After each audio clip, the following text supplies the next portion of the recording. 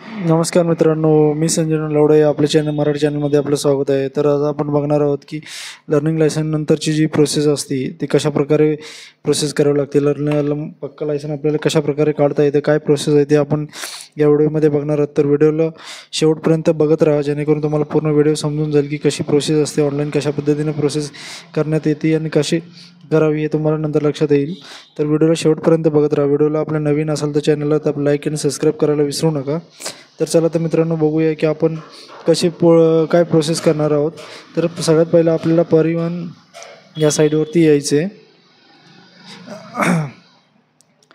तर आल्यानंतर तुम्हाला सारथी साईडवर, तर सारथी महाराष्ट्रावर येऊन इथे परिवहन सेवावर यायचं आहे. परिवहन सेवावर यायला ह्या साईडवरती आपण इथे येणार आहोत. तर इथं आल्यानंतर ड्रायव्हिंग लायसन याच्यावर क्लिक करायचं आहे. त्यानंतर हा तुम्हाला विंडो येईल. तर विंडो आल्यानंतर तुम्हाला इथं सर्च करायचं आहे, स्टेट सिलेक्ट करायचं. आपलं महाराष्ट्र सिलेक्ट केलं येईलच, तुम्ही टाईप करायचं इथं. टाईप केल्यानंतर तुम्ही या विंडोला येईल इथं पुढे. जसं तर इथं तुम्हाला महाराष्ट्र परत सिलेक्ट करायचं आहे. तर की तुम्ही ह्याला विंडोला येणार आहे. ते विंडो आल्यानंतर अप्लाइड फॉर ड्रायव्हिंग लायसन याच्यावर क्लिक करायचं आहे आपल्याला. ते क्लिक केल्यानंतर तुम्हाला इन्स्ट्रक्शन दिलेले आहेत थोडेफार, ते वाचायचे आहेत आपल्याला. ते वाचून झाल्यानंतर कंटिन्यूवर क्लिक करायचे. कंटिन्यूवर क्लिक केल्यानंतर तुम्हाला असा हा विंडो येईल. इथं तुम्हाला लर्निंग लायसन नंबर टाकायचा आहे आणि तुमची जन्मतारीख टाकायची आहे.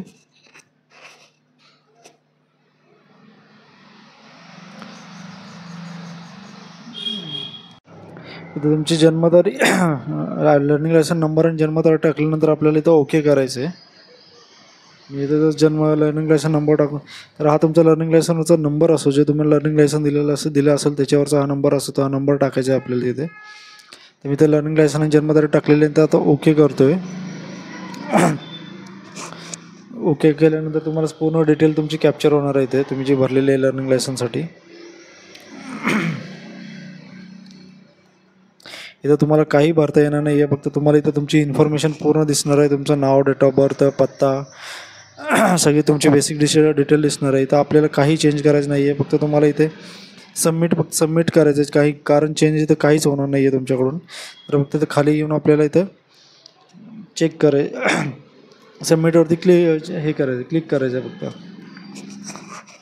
पण बाकी आपल्याला चेंज काहीच करता येणार नाही आहे इथे. एवढं केल्यानंतर सबमिट ओके करायचं. सबमिट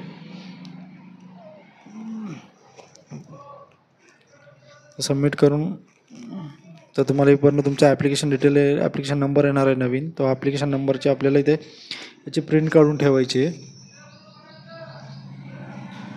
हे पूर्ण ॲप्लिकेशन डिटेल आहे, तुमचं नाव, application number, date of birth तुमची इथे तुम्हाला प्रिंट करून ठेवायचे. किंवा हे तुम्हाला एक फोल्डर बनवून ठेवू शकता. फोल्डरमध्ये 3-4 डॉक्युमेंट येतात, ते तुम्ही 3-4 डॉक्युमेंट एकदम सेव्ह करून ठेवू शकता. नंतर तुम्ही प्रिंट करते. तर आपल्याला नंतर नेक्स्ट करायचं आहे.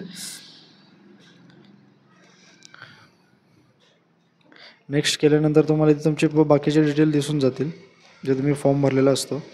इथे खाली आल्यानंतर तुम्हाला इथे फीचं आणि स्लॉटचं इथे तुम्हाला हे असतं. फक्त तुम्ही फोटो वगैरे तुमचं बरोबर आहे, साईन बरोबर आहे की चेक करा. तर खाली येऊन तुम्ही प्रोसेस करा. आधी तुम्ही तुमच्या वेळेप्रमाणे स्लॉट एकदा चेक करून घ्या. तुमच्या वेळेप्रमाणे स्लॉट आहे का उपलब्ध अवेलेबल, त्याप्रमाणे नंतर हे करा. आता आपल्या इथं ॲप्लिकेशन झालेलं आहे. तर आता पेमेंट आणि फीवरती ऑलरेडी क्लिकच आहे. फक्त तुम्हाला तिथे प्रोसेसवर क्लिक करायचं आहे. आपल्याला इथं पेमेंट करून घ्यायचं आहे आधी. ते पेमेंट इथं आपल्याला पेमेंट किती आहे ते पूर्ण टोटल काहीतरी 700-750च्या आसपास पेमेंट येईल आपल्याला 2 व्हीलरसाठी. तर आता पेमेंटसाठी प्रोसेस करायचं आहे.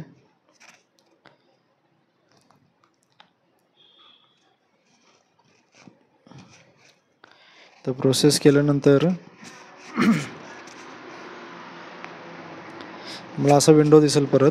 तर इथं तुम्हाला पूर्ण डिटेल, लायसनचे डिटेल, स्मार्ट कार्डचे पैसे, टेस्टचे पैसे सगळे तुम्हाला इथे येतील. आता issue of DL licence 200, driving test 300, असे सगळे तुम्हाला टोटल 700 रुपये भरायला लागतील. 760 रुपये तुम्हाला इथं भरायला लागणार आहेत 2 व्हीलरसाठी. ई स्टॅम्पिंग वगैरे सगळं तुम्हाला जे काही असतील ते तुम्हाला तिथे सगळे एकदम टोटल भरायचे आहे. आपल्याला 2 व्हीलर असेल तर एवढे लागणार आहेत, 4 व्हीलर असेल तर तुम्हाला याच्यापेक्षा जास्त 1050च्या आसपास तुम्हाला पूर्ण टोटल फी येणार आहे. ते झाल्यानंतर आपल्याला इथे पेमेंट गेटवेवर SBI पे करायचं आहे आणि ते कॅप्चा टाकून घ्यायचं आहे. त्या पुढे मी सांगतो आहे पण ह्याप्रमाणेच प्रोसेस करायचं आणि कोण तुमचं कुठं अडक नाही. एकदा पेमेंटला गेल्यानंतर पेमेंटमधून बॅक येऊ नका किंवा तुम्हाला प्रॉब्लेम येऊ शकतो भरपूर नंतर. त्यामुळे एकदा पेमेंटला पुढे गेला पेमेंट करूनच बाहेर पडा त्याच्यामधून. त्यानंतर प्रोसेस करायचं आपल्याला. प्रोसेस केल्यानंतर असा विंडो येईल तुम्हाला. विंडो आल्यानंतर तुम्हाला पे फॉर ॲग्रीवर क्लिक करून पे अँड प्रोसेसवर क्लिक करायचं आहे. पेमेंट प्रोसेस केल्यानंतर तुम्हाला असा विंडो येईल परत. तुम्हाला इथं तुम्हाला net banking, debit card, credit card किंवा वॉलेटवर सगळं येईल. तर त्याप्रमाणे तुम्हाला डेबिट कार्डची प्रोसेस घ्यायची. डेबिट कार्ड ॲड करून तुम्हाला इथं प्रोसेस करायची आहे. त्याचं पे आलं तर तुमच्या डेबिट कार्डची पूर्ण डिटेल भरायची आहे.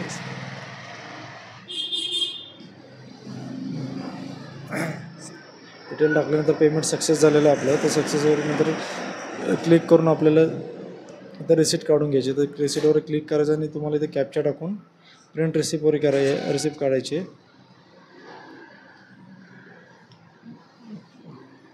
तर पूर्ण कॅप्चा टाकून घ्यायचं. कॅप्चा टाकल्यानंतर प्रिंट रिसिप्टवर क्लिक करून प्रिंट करून घ्यायची. ही पण तुम्हाला सेव्ह करून घ्यायची. नंतर सगळं एकदम तुम्ही प्रिंट काढून जोडू शकता फॉर्म सगळं.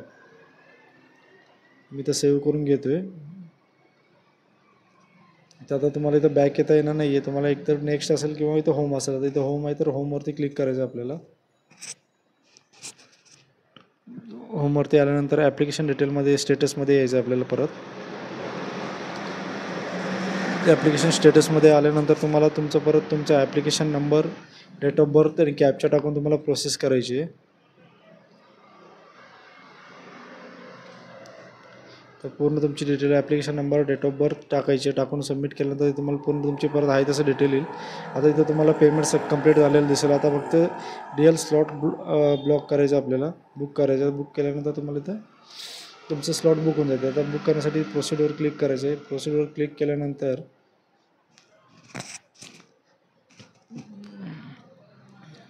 इथं तुम्हाला ॲप्लिकेशन नंबर किंवा ड्रायव्हिंग लायसनप्रमाणे तुम्हाला इथे हे करायचं. मी पुढं जायचं आहे. तर आपण ॲप्लिकेशन नंबर किंवा ड्रायव्हिंग लायसनची डिटेल टाकून येतं. तर आपल्याकडे ॲप्लिकेशन नंबर आलेला असतो व्हॉट्सअपला मेसेजला वगैरे. तो application number, date of birth आणि कॅप्चा टाकायचा आणि इथं सबमिट करायचं आहे. पूर्ण डिटेल टाकल्यानंतर तर सबमिट करायचं आपल्याला. सबमिट केल्यानंतर तुम्हाला पूर्ण डिटेल दिसेल येतं तुमची. डिटेल दिसल्यानंतर आपल्याला अपॉइंटमेंट बुकसाठी हे करायचं आहे. तुम्ही कुठल्या गाडीसाठी, आता याच्यामध्ये 2 आहेत की तुम्ही एकतर मोटरसायकल विथ गिअर आणि मोटरसायकल विदाऊट गिअर हे 2 येतात. 2मध्ये आपल्याला मोटरसायकल विथ गिअर घेतली तर तुम्ही विदाऊट गिअर पण गाडी चालू शकता. दोन्हीसाठी एकच व्हॅलिड आहे. त्याच्यासाठी तुम्ही 2-2 करायची काही गरज नाही आहे. तर प्रोसेस केल्यानंतर आपल्या तिथे ग्रीनमध्ये दिसतं आपल्याला. ते ग्रीनमध्ये दिसत तेच तुम्ही स्लॉट बुक करू शकता. दुसरे तुम्हाला बुक ब्ल्यू किंवा ब्लॅकमध्ये असतील किंवा रेडमध्ये असेल ते तुम्ही क्लिक नाही होणार त्याच्यावरती. तर जे ग्रीनमध्ये आहे तेच तुम्ही स्लॉट बुक करू शकता. त्यासाठी जेवढे तुम्हाला ज्या तुमच्या वेळेप्रमाणे जे ग्रीनमध्ये आहेत नंबर त्याच्यावर तुम्हाला क्लिक करायचं आहे. ग्रीन नंबरवर क्लिक करून तुम्हाला स्लॉटचे टायमिंग येतील. ते टायमिंग आपल्याला सिलेक्ट करायचे आहेत परत.